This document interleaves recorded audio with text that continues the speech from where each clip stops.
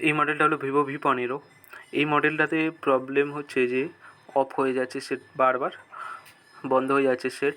আর যখন চার্জিংয়ে লাগানো হচ্ছে তো চার্জিংয়ের লাইট থাকছে এর মধ্যে, চার্জিং লোগো শো করছে এবং চার্জও দেখাচ্ছে। তো চার্জ থেকে রিমুভ করে দিলেই সেট বন্ধ হয়ে যাচ্ছে।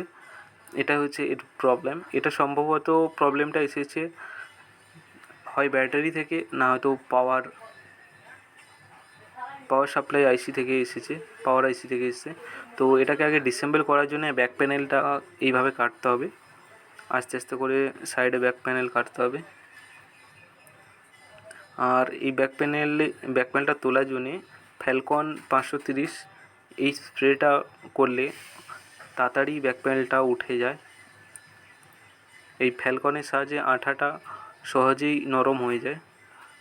তো এই জন্য ফ্যালকন ইউজ করা সবচেয়ে বেটার, ভালো সলিউশান এর জন্যে। ব্যাটারিটা একটু মোটা রয়েছে, ফোলা ফোলা লাগছে। চলো দেখা যাক। তারপরে এটা আমি খুলে নিই আগে। পুরো স্ক্রুগুলো খোলার পরে স্ক্রুগুলো খুলে ফেলবো এইভাবে। আর তো এটা টপ আপ ক্যামেরা রয়েছে, এর ফ্লেক্সিবল পাত্তা রয়েছে। এটা সাবধানে কাটার সময় সবাই সাবধানে কাটবে, ব্যাক প্যানেল কাটার সময় যাতে পাত্তা না কেটে যায়। তো এটা দেখতেছি এটা মেন বোর্ডে কোনো কাজ করা হয়নি, সম্ভবত ব্যাটারির প্রবলেম এসছে। তো ব্যাটারি জাস্ট একবার আমি চেক করে নেব ব্যাটারিটা ভোল্টেজ ঠিকঠাক দিচ্ছে কি না। DC20তে রেখে ব্যাটারিটা চেক করে নিচ্ছি।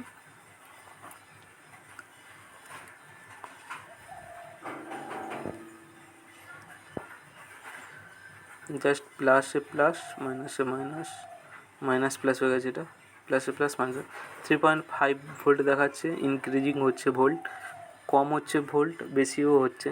তো এই জন্যে ব্যাটারিটা ফার্স্ট রিমুভ করে নেব। ব্যাটারির মধ্যে যে রেজিস্ট্যান্স আছে, যে ভোল্টার রেজিস্ট্যান্স রয়েছে, তো ওই রেজিস্ট্যান্সটা আমরা একবার জাম্পার করে দেখব যে স্টে করছে কি না চার্জ। তো তার জন্যে আমরা ব্যাটারি মুখটা খুলে নিচ্ছি এই মুহূর্তে। দেখতে পাচ্ছ এটা হচ্ছে রেজিস্ট্যান্স। তো এই রেজিস্ট্যান্সটাকে আমরা একটা জাম্পার ওয়্যারের মাধ্যমে শর্ট করে দেব।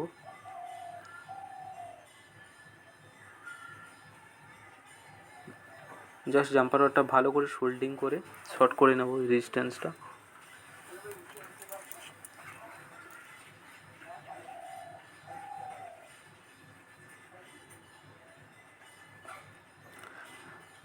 এটা হালকা একটু পেস্ট লাগিয়ে করে জাস্ট দুটো মাথাতে সোল্ডিং করে দিলাম।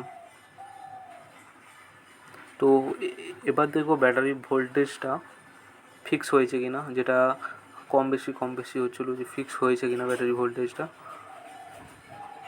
3.51 আছে, তো এটাতে 3.49 দেখাচ্ছে, ঠিকই আছে। 1% ভ্যালু ইনক্রিজেবল আছে।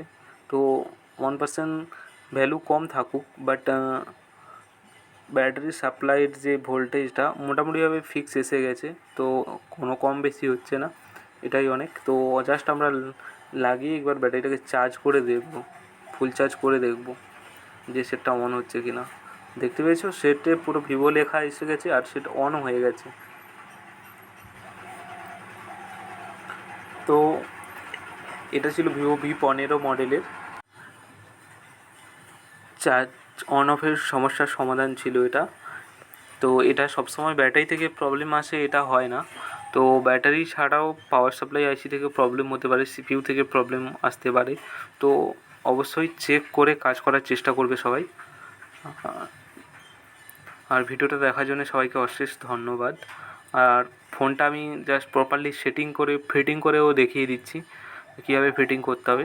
জাস্ট যেইভাবে খুলেছিলাম ওইভাবে সেটিং করে নিতে হবে, দিয়ে ভালোভাবে স্ক্রু আটাতে হবে। আর এই ক্যামেরার যে পাত্তাটা রয়েছে এটা অবশ্যই দেখে ফিটিং করবে, যেন পাত্তার উপরে কোনো প্রেশার পড়ে না থাকে। কারণ ক্যামেরা যখন চালু হয়ে যাবে তো ক্যামেরা মোটরের সাহায্যে পপ আপ ক্যামেরা যখন বের হয়ে যাবে তখন ফ্লেক্স পাত্তাটা কেটেও যেতে পারে। সেই জন্য পপ আপ ক্যামেরার যে ফ্লেক্সটা রয়েছে এটা সাবধানে দেখে করে ফিটিং করবে।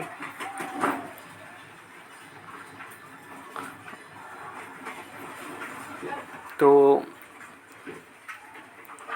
দেখ ফিটিং ঠিকঠাক হচ্ছে না বলে আরেকবার উঠিয়ে আমি ফিটিং করছি। তো ভুল সবারই হতে পারে, তো অবশ্যই দেখে কাজটা করার চেষ্টা করবে সবাই। আর ভিডিওটা কেমন লাগলো অবশ্যই জানাবে সবাই। তো এটা হচ্ছে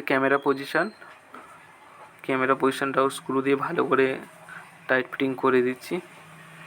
কোনোভাবে যেন কোনো ফিটিংয়ের কোনো যেন না ত্রুটি থাকে সেই বিষয়ে সবাইকে নজর রাখতে হবে।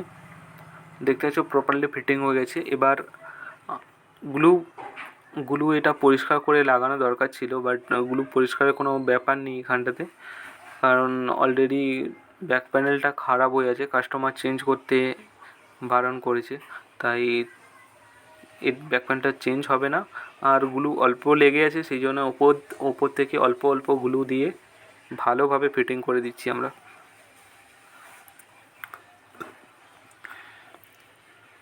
দেখতে পাচ্ছ অতিরিক্ত গ্লু দেওয়া যাবে না প্যানেলে, অতিরিক্ত গ্লু দিলে পরে খোলাতে অসুবিধা হয়ে যাবে, ফিটিং মজবুত হয়ে যাবে একদম। অল্প গ্লুতেই ফিটিং ভালোভাবে হয়ে যায়। বেশি গ্লু লাগালে প্যানেলের সঙ্গে একদম বডির সঙ্গে একদমই চিপকে থেকে যায়, পরবর্তী প্যানেল খুলতে অসুবিধা হয়ে যায়।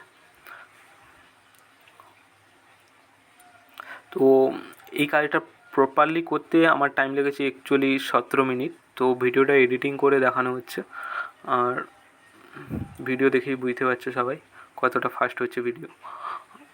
তো এটাকে ক্লিন করে প্রপারলি সাইডে যে গ্লুটা বেরিয়েছে এটা ক্লিন করে নিলাম, ক্লিন করে একদম ফিনিশিং করে দাও, যাতে বাইরে থেকে বোঝা না যায় ফিটিং হয়েছে এটা। Thanks for watching two.